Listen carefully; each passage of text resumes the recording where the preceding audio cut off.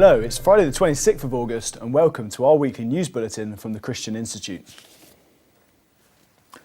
The Prime Minister has said it is time for politicians to move away from moral relativism and neutrality. He was speaking in the aftermath of the recent riots that hit London and other cities.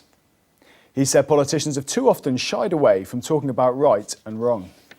Now, I know as soon as I use words like behaviour and moral, people will say, what gives politicians the right to lecture us? Now, of course, we're not perfect. Our marriages and relationships and families break down. We get things wrong. But politicians shying away from speaking the truth about behaviour, about morality, this has actually helped to cause the social problems we see around us. We've been too unwilling for too long to talk about what is right and what is wrong. Well, actually, what last week has shown is this moral neutrality, this relativism, it is not going to cut it anymore. But former Prime Minister Tony Blair has rejected the idea that Britain is suffering from moral decline.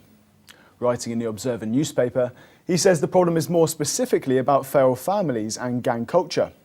He said, "Here's where I don't agree with much of the commentary.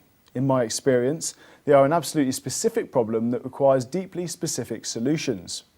Britain, as a whole, is not in the grip of some general moral decline."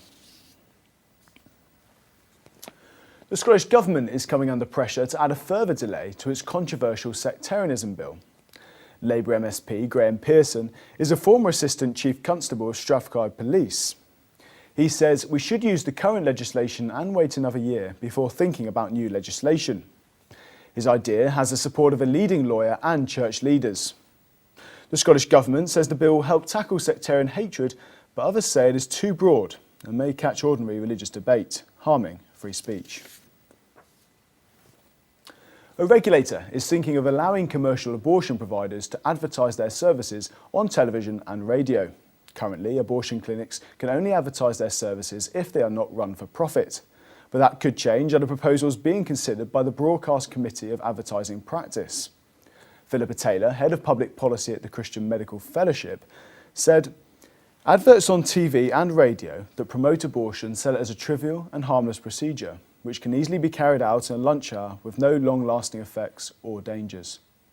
How far from the truth that is, and dangerous too, for those women who believe the adverts." Last year, Mary Stopes International, a not-profit organisation, aired the nation's first abortion advert. Meanwhile, in America, a survey of obstetricians and gynecologists has found that only 14% provide abortions. That figure is down from the 22% identified by a similar survey in 2008. It follows news from Britain that almost half of medical students object to the late-term abortion of disabled babies. A sex box is being used in primary school lessons in Switzerland. Infants are encouraged to rub themselves and each other and are told that contacting body parts can be pleasurable. It's part of a radical sex education programme in the Swiss city of Basel. But local parents are furious. Meanwhile, in England, backbenchers in the House of Lords want sex education to be mandatory for primary schools. Schools in Missouri, America, are being sued for using internet pornography filters because the filters may also block some homosexual websites.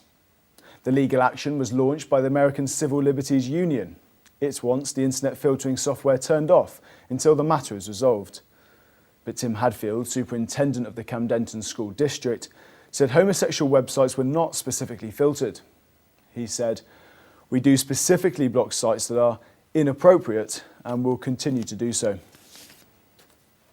And finally, happily married individuals who have heart surgery are 3 times more likely to survive than couples who are unmarried, a recent study claims. Experts say that a happy marriage can be as good for heart health as stopping smoking, losing weight, or keeping control of blood pressure. Well, that's all for this week. For more information and regular updates on all of our stories, plus much more, visit our website at christian.org.uk. Until next time, goodbye.